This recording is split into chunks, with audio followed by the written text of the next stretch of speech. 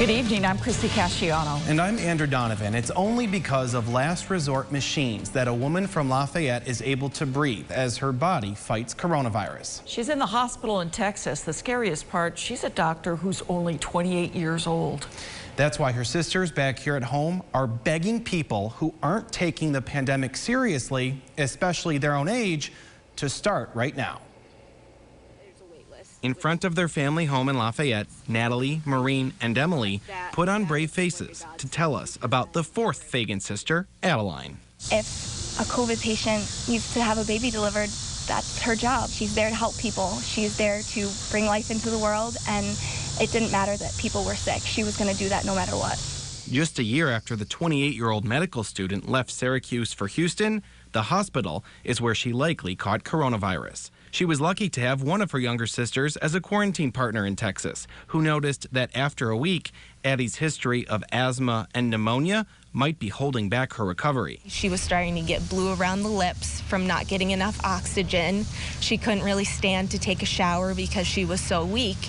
And finally, I was just like, Adeline, I think we really need to get you checked out. This isn't looking good. Last week, Fagan wasn't only put on a ventilator, she needs what doctors call an ECMO machine, which adds oxygen to her blood so her lungs can take a break and heal. To know that your 28-year-old sister is at those last steps is devastating.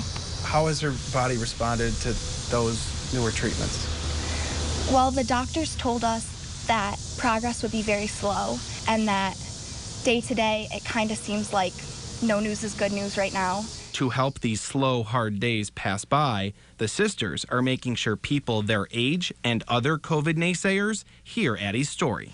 It doesn't matter what age you are. COVID is very dangerous, and we should take every measure to protect each other. So that your daughter is an Adeline, your friend is an Adeline. I would not wish this on anyone. This is devastating and terrible.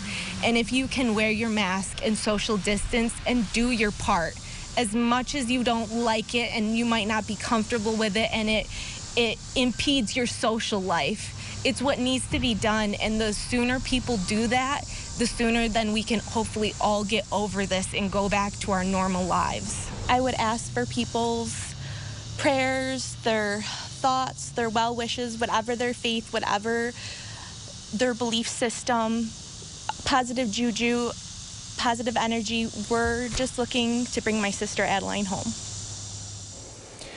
Adeline is not allowed any visitors right now, yet her parents traveled from Lafayette to Texas to be as physically close to her as possible as she recovers. You know, after hearing that story, a lot of us are going to be sending our positive energy that way, and hopefully, as they said, younger people need to listen to this and take this seriously because it can happen. And they're going through something so tough right now. Yeah. I was so impressed with their poise and their focus on getting this message to others.